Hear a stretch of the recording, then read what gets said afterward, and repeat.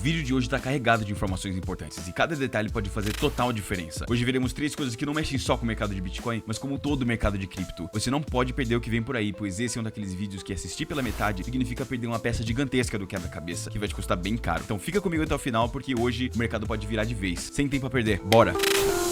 Fala pessoal, sejam muito bem-vindos a mais um vídeo do Coin Talk Brasil. Eu me chamo Nicolas e hoje a gente vai dar uma olhada na situação atual do Bitcoin, mas não só nisso. Hoje eu tenho uma notícia muito importante para te dar sobre o Comitê Federal do Mercado Aberto e o discurso do Jerome Powell, que pode influenciar demais no mercado de Bitcoin. Mas vamos começar pelo começo. O preço atual do Bitcoin está em 117.790 e foi mais ou menos um crescimento de 0,62 no dia. A resistência imediata, ela tá na região dos 117.5 mil para 118 mil e um rompimento pode abrir caminho lá para os 121 para 123 mil, como a gente já tinha comentado anteriormente. Um suporte bem importante aqui na casa dos 114 mil. Perder esse nível pode expor a gente à faixa de 112 para 113 mil. O gráfico diário ele mostra que o Bitcoin ele vem de uma recuperação constante após cair até a casa dos 106 para 107 mil em setembro. Ele tá retomando com força em direção à resistência. O market cap do Bitcoin ele continua em 2,33 trilhões. O volume das últimas 24 horas está em 66,1 bilhões e foi uma alta de 33,12%. E o fornecimento em circulação ele tá em 19,92 milhões de Bitcoins. E 95% do supply máximo de 21 milhões. O all-time highs recente ele foi aqui, ó, na casa dos 124.457, em 14 de agosto de 2025. Esse aumento de volume indica maior atividade de negociações, sinalizando preparação do mercado para eventos macro, como decisões do FOMC. A tendência de curto prazo, o Bitcoin ele tá em clara tentativa de recuperação, mas precisa consolidar acima dos 117.5 mil para 118 mil, para ganhar uma tração de zona dos 121 para 123 mil. A tendência de médio prazo é a seguinte: a queda de setembro ela foi contida na faixa dos 106 mil, respeitando os suportes estruturais. Sequências de candles de alta sugerem uma reconstrução de confiança. No contexto macro, a gente pode ver o seguinte: a proximidade da reunião do FOMC traz volatilidade. Dados on-chain e movimentos da reserva em exchanges mostram um fluxo de saída, sugerindo o acúmulo de redução da pressão vendedora. O que a gente pode concluir disso é que o Bitcoin está numa zona de decisão. Acima de 117.5 mil para 121, para 123 mil é o alvo natural. Abaixo de 114 tem um risco aí de cair para 112, 113 mil. Mas no geral a estrutura lá segue bullish no médio prazo, mas com cautela, um pouquinho de cautela no curto prazo devido ao evento do FOMC. O volume crescente das saídas de Bitcoin das exchanges dão suporte a uma retomada mais forte, caso a resistência seja vencida.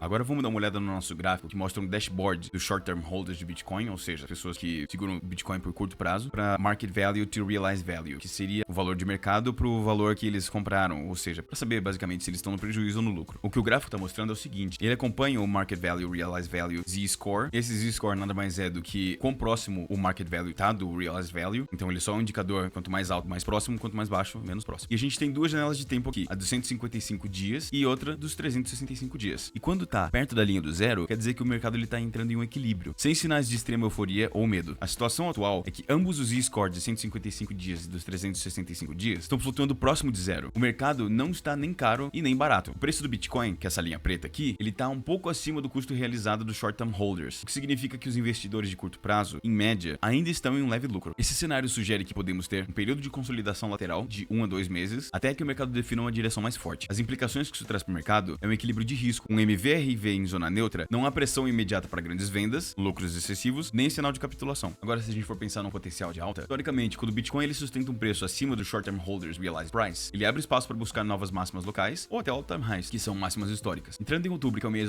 sazonalmente positivo para o Bitcoin, esse equilíbrio ele pode ser a contração da mola antes de uma expansão do preço. Basicamente, o Bitcoin ele tá em um ponto de equilíbrio estratégico, nem euforia, nem pânico. Sinal de mercado saudável, pronto para acumular energia. Agora vamos dar uma olhada nesse gráfico que ele mostra o seguinte: ele vai criar essa comparação entre o Central Bank Global versus o Bitcoin Price. Ou seja, vai ser basicamente a liquidez do Banco Central Global versus o preço do Bitcoin. Desde 2022, a gente tem um comportamento curioso. Sempre que a liquidez dos bancos centrais cai, o Bitcoin ele tende a subir. A gente dá uma olhada aqui, ó, a liquidez caiu e o Bitcoin subiu. Pode até parecer contraditório, mas isso sugere que o capital sai do sistema bancário tradicional e busca ativos de risco como o Bitcoin. Hoje, os bancos centrais ainda controlam cerca de 30,4 trilhões em liquidez. Esse segundo gráfico ele mostra o suprimento monetário global, que é basicamente o dinheiro em circulação mais depósitos bancários de fácil acesso, versus o preço do Bitcoin. O suprimento monetário global, ele continua em alta, atualmente em 128,1 trilhões. O suprimento monetário global, que a gente vai chamar de M2, quando o M2 cresce, significa que alguns países estão injetando dinheiro na economia, que é a impressão monetária, ou que o capital está retornando para o sistema bancário. Esse aumento na liquidez, em tese, deveria sustentar ativos de risco, mas o Bitcoin respondeu mais fortemente quando o fluxo saiu do sistema bancário, e essa queda de liquidez bancária versus o aumento do Bitcoin que a gente viu no gráfico anterior. Em uma interpretação macro, o Bitcoin ele tá preso nesse cabo de guerra. A liquidez dos bancos centrais aumenta, menos o fluxo imediato para os ativos de risco, porque o capital está preso preso no sistema bancário. Se a liquidez cai, o mercado ele tende a buscar novas alternativas, cripto, ações, ouro. Historicamente, esse vazio de liquidez foi um dos maiores combustíveis para os rallies de Bitcoin, que são basicamente essas altas que ele tem. Ou seja, quando vemos uma nova queda na liquidez bancária global, pode ser um gatilho para o próximo rally do Bitcoin, com umas novas máximas. No curto prazo, a liquidez ela tá subindo, que pode gerar consolidação do Bitcoin. Já no médio para longo prazo, novo ciclo de aperto dos bancos centrais, e essa queda de liquidez, pode ser exatamente o estopim para o Bitcoin buscar as regiões de 140 para 160 mil. Agora vem a notícia que todos esperavam. Aconteceu a reunião do Comitê Federal do Mercado Aberto e Jerome Powell fez o seu infame discurso. Vamos analisar o que aconteceu aqui, ó. Vamos começar falando do corte de juros da Reserva Federal, mais a sinalização cautelosa do Jerome Powell. A Reserva Federal fez um corte de 25 pontos base, como esperado. Pontos base, que a gente chama de BPS, é basicamente uma unidade de medida específica, que simboliza basicamente 0,25 nesse caso. Porém, o presidente Jerome Powell deu um tom mais hawkish, que seria uma postura mais agressiva, um pouco menos flexível. Na coletiva, sugerindo menos cortes de juros no futuro que o mercado vinha precificando. Primeiro, os resgates em ETFs de Bitcoin. Os ETF spots de Bitcoin tiveram outflows, que são saídas líquidas, cerca de 51,28 milhões em um dia. Isso interrompe uma sequência de entradas fortes. As ETFs do Ethereum também tiveram resgates. BNB alcança novo recorde acima dos $1.000. O BNB ele superou a Solana e voltou à posição de quinto maior cripto por market cap. Isso parece estar ligado com a esperança de que a Binance feche um acordo com o Departamento de Justiça dos Estados Unidos, o DOJ, reduzindo restrições de conformidade imposta desde o acordo de 2023. Também há rumores de retorno do CZ, que é o Changpeng Zhao. No que isso implica para o mercado de cripto? O corte de juros deu um impulso inicial, mas o fato da Reserva Federal indicar cautela muda o jogo. Expectativas de taxas mais baixas já estavam praticamente precificadas, então o mercado reage mais ao tom do Powell do que ao corte em si. A reversão dos ETF spots, que são as saídas líquidas, podem indicar que parte do mercado institucional está usando essa alta para realizar lucros, ou que há incerteza sobre os próximos passos da política monetária. O fato do BNB romper recorde reflete força específica desse ativo, possivelmente puxada por notícias regulatórias positivas. Esse tipo de catalisador pode causar assimetrias de performance entre tokens, mas fica aí um alerta. Fiquem de olho nos fluxos de ETFs. Depois de um período de entradas fortes, ver muitas saídas sugere que pode haver resistência ou realizações de lucros a caminho. Se a Reserva Federal adotar menos cortes futuros do que o mercado espera, isso pode cravar uma zona de consolidação ou até a correção para ativo de risco. Tokens com notícias regulatórias ou parcerias como BNB e Binance podem continuar a se destacar, mesmo se o mercado geral desacelerar. O que a gente pode esperar para os próximos dias é que se o Bitcoin romper acima de 117 para 118 mil com uma convicção, pode mirar para 120 para 123, como eu falei no início do vídeo, mas se falhar, o reteste de 114 ou até de 112 para 113 mil não está descartado. O mercado de altcoins provavelmente vai seguir os rumores ou regulações específicas, como a Binance e o DOJ, mais do que apenas seguir o movimento do Bitcoin. É importante também ressaltar que verificar notícias sobre política monetária global nos próximos dias será chave, vai ser muito importante, vai ser crucial. Agora, se a gente for ver alguns pontos chaves do discurso do Powell, a Reserva Federal já reduziu a taxa para a faixa de 4% para 4,25%, e a justificativa que ele deu foi o crescimento mais fraco e o risco maior no mercado de trabalho. Ele também deu sinais de fraqueza no emprego. Criações de 29 mil vagas por mês nos últimos 3 meses, bem abaixo da média histórica. Ele também falou que a taxa de desemprego subiu para 4,3%. Powell disse claramente que há risco de enfraquecimento do mercado de trabalho, principalmente entre jovens, recém-formados e minorias. A inflação ainda está acima da meta. PCE total, que seria o Personal Consumption Expenditures, que é basicamente o índice que mede a inflação do consumo das famílias nos Estados Unidos. Esse índice é usado pela Reserva Federal para definir políticas econômicas. E ele atualmente está em 2,7%. E o núcleo, que é basicamente a mesma coisa, excluindo comida, combustível e eletricidade, entre outras coisas mais voláteis, está em 2,9%. O Powell, ele reconheceu que as tarifas e preços de bens puxaram a inflação para cima, e a projeção do FED é que esse número só vai voltar para 2% em 2028. Agora também teve uma mensagem de equilíbrio. O Powell deixou bem claro que não é hora de cortes agressivos, mas sim caminhar para uma postura mais neutra. A política não está em uma rota pré-definida. Tudo vai depender dos dados. Ele também falou que o mercado está dividido. O dot plot mostrou uma divergência bem grande. Metade dos membros projeta mais cortes esse ano e metade não. O Powell falou que estamos em uma situação sem caminho livre de risco. Risco tanto de inflação quanto de emprego.